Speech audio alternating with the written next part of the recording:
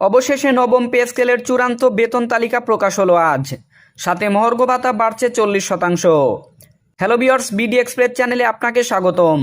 দৈনিক ইত্তেফাক পত্রিকায় চাকরিজীবীদের জন্য নতুন একটা আপডেট এসেছে। তাই যারা চাকরিজীবী আছেন ভিডিওটি স্কিপ না করে শেষ পর্যন্ত দেখুন এবং ভিডিওতে একটি লাইক দিয়ে চ্যানেলটিকে সাবস্ক্রাইব করুন সরকারি এবং বেসরকারি চাকরিজীবীদের যে কোনো নিউজের আপডেট সবার আগে পেতে। দীর্ঘদিনের অপেক্ষার পর অবশেষে নবম বেতন কমিশনের প্রথম আনুষ্ঠানিক সভা শেষ হয়েছে। বৃহস্পতিবার সকাল 10টায় এই গুরুত্বপূর্ণ বৈঠক শুরু হয়, যেখানে কমিশনের চেয়ারম্যান, সদস্যবৃন্দ, অর্থ ও জনপ্রশাসন মন্ত্রণালয়ের উচ্চ পর্যায়ের কর্মকর্তারা এবং সংশ্লিষ্ট দপ্তরের বিশেষজ্ঞরা অংশ নেন। এই বৈঠকের মূল উদ্দেশ্য ছিল নবম জাতীয় পে স্কেলের গ্যাজেট প্রকাশ সংক্রান্ত সিদ্ধান্ত গ্রহণ, মহার্ঘ ভাতা ও অন্যান্য ভাতার কাঠামোর পর্যালোচনা এবং সংশোধন নিয়ে চূড়ান্ত আলোচনা। জানা গেছে, প্রধান উপদেষ্টা ইতিমধ্যে নীতিগত অনুমোদন প্রদান করেছে এবং বৈঠকের মধ্যে দিয়ে গ্যাজেট প্রকাশের প্রক্রিয়া আনুষ্ঠানিকভাবে শুরু হয়েছে। একবার গ্যাজেট জারি হলে দেশের প্রায় 15 লাখ সরকারি কর্মকর্তা কর্মচারী সরাসরি এর সুফল পাবেন, যাতে তারা আরও আর্থিক নিরাপত্তা ও স্বাচ্ছন্দ্য পান। উচ্চ গ্রেডের বেতনও বৃদ্ধি পাবে, তবে তা পর্যায়ক্রমে বাস্তবায়নের পরিকল্পনা করা হয়েছে। বৈঠকে আরও জানানো হয়, 2025 সালের সেপ্টেম্বর থেকে নবম পে স্কেল কার্যকর হওয়ার সম্ভাবনা রয়েছে, তবে প্রস্তুতি সম্পন্ন হলে এর কিছু অংশ আগেই চালু হতে পারে।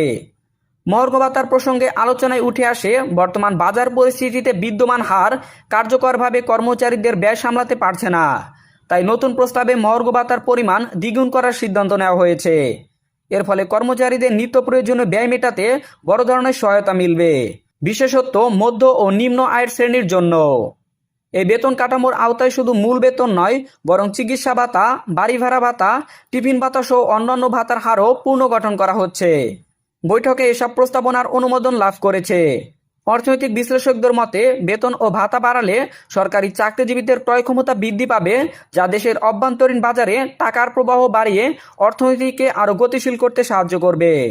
তবে বিশেষজ্ঞরা এটাও বলেছে, এত বড় পরিসরে বেতন বৃদ্ধি করলে সাময়িকভাবে মুদ্রাস্ফীতির চাপ বাড়তে পারে। সেই সম্ভাব্য চাপ সামলাতে সরকারের রাজস্ব আয় বৃদ্ধির পাশাপাশি উৎপাদন খাতে বিনিয়োগ বাড়ানোর উপর গুরুত্ব দিতে হবে।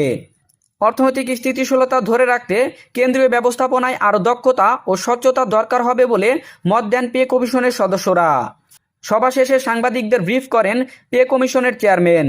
তিনি বলেন, এটি কেবল একটি বেতন সংশোধন নয়, বরং সরকারি কর্মচারীদের প্রতি রাষ্ট্রের দায়িত্ব ও সম্মান প্রদর্শনের একটি পদক্ষেপ। আমরা চাই তারা যেন কাজের প্রতি আরও মনোযোগী ও উদ্দীপ্ত বোধ করেন। তিনি আরও জানান, গ্যাজেট প্রকাশের পর সংশ্লিষ্ট মন্ত্রণালয় ও বিভাগগুলোতে প্রয়োজনীয় নির্দেশনা পাঠানো হবে, যাতে দ্রুত বাস্তবায়ন শুরু করা যায়। উল্লেখ্য, সর্বশেষ বড় ধরনের বেতন কাঠামোয় পরিবর্তন এসেছিল অষ্টম জাতীয় পে স্কেলের মাধ্যমে, যা 2015 সালে কার্যকর হয়।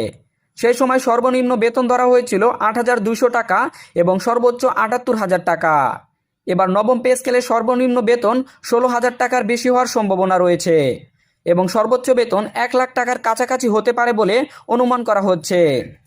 ভাতা কাঠামোতেও যুগোপযোগী সংস্কার আনার পদক্ষেপ নেওয়া হয়েছে, যা কর্মীদের জীবনমান উন্নয়নে বড় ভূমিকা রাখবে। এই খবরে সরকারি চাকরিজীবীদের মধ্যে স্বস্তি ও আনন্দের অনুভূতি ছড়িয়ে পড়েছে। সামাজিক যোগাযোগ মাধ্যম জুড়ে চলছে আলোচনা ও প্রত্যাশা। এই প্রক্রিয়ার দ্রুত বাস্তবায়ন হলে তারা অনেক দিনের দাবি পূরণ হতে দেখবেন।